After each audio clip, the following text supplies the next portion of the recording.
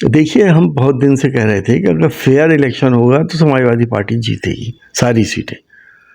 लेकिन जो हालात आपने देखे, आप तो पत्रकार हो, जिस तरह से पुलिस का इन्वॉल्वमेंट हुआ, जिस तरह से लोगों के ऊपर डंडे बरसाए गए, आईडियाँ चेक की गई और पुलिस और पोलिंग स्टेशन से 100 मीटर की दूरी पर पुलिस ने बैरिकेडिंग करके लोगों को वापस कर दिया। और ये तक आपके न्यूज़ चैनलों ने चलाया कि लोग कह रहे हैं कि ये बात कही जा रही है कि मुसलमानों को वोट नहीं डालने दिया जाए। पुलिस कह रही है इस बात को, 24 पे चला भी है। तो इस इलेक्शन क्या है? ये तो एक तमाशा हो गया। इलेक्शन कमीशन क्या देख रहा है?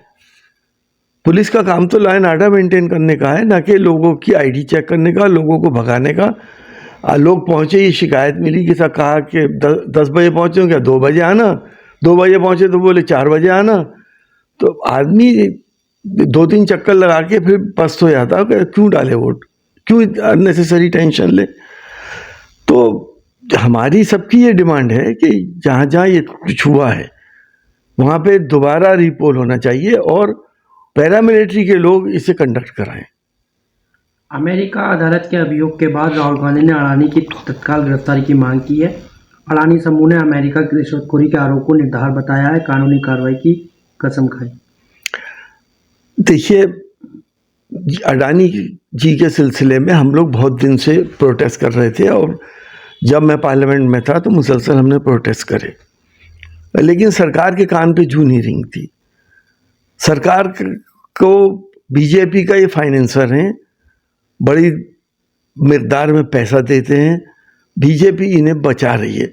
अगर आज हम अडानी को अरेस्ट वारंट हुए हैं वहाँ पर, अगर हम उसके लिए कहते हैं तो बीजेपी डिफेंड क्यों कर रही है? वो तो एक इंडस्ट्रियलिस्ट है। जो सही है वो सही है, जो गलत है वो गलत है। इंक्वायरी हो, जो गलत निकले उसको भी जेल जाना चाहिए, उसको सज़ा मिलनी चाहिए। लेकिन सरकार इतना ज़्यादा डिफेंड कर रही है तो लगता ही है कि गड्ढे में जहाँ गड्ढा होता है वहाँ पानी मरता ही है। आप क्यों डिफेंड कर रहे हैं?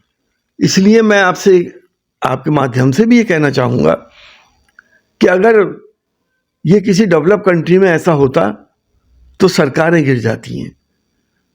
एक ज़माने में वाटरगेट स्कैंडल हुआ था अमेरिका में, जिसमें सिर्फ फोन टैप किए गए थे। प्रेसिडेंट निक्सन ने उस पर रिज़ाइन कर दिया था। हमारी मॉरल वैल्यूज़ कहाँ चली गई? हम सिर्फ कारोबार पे ही लगे हुए हैं, सियासत में। जनता की सेवा नहीं करेंगे, हम अपना कारोबार करेंगे। करोड़ों अरबों रुपए भाजपा के पास है, सबसे रिचेस्ट पार्टी है दुनिया की। कहाँ से आए? और जो हालात हैं, जिस तरह से रिगिंग हो रही है, जिस तरह से बेईमानियां हो रही हैं, उसे लोग बर्दाश्त भी कर रहे हैं और ये लोग धार्मिक भावनाओं में बहाकर लोगों के वोट ले लेते हैं। आसान तरीके हैं हिंदू मुसलमान करने के। बफ जेपीसी अध्यक्ष का कहना है कि रिपोर्ट तैयार है, जबकि विपक्ष संसद पैनल के विस्तार पर जोर दे रहा है। कर्नाटक में भाजपा का विरोध चल रहा है। देखिए, वफ का ये कानून किसी को मंजूर नहीं है।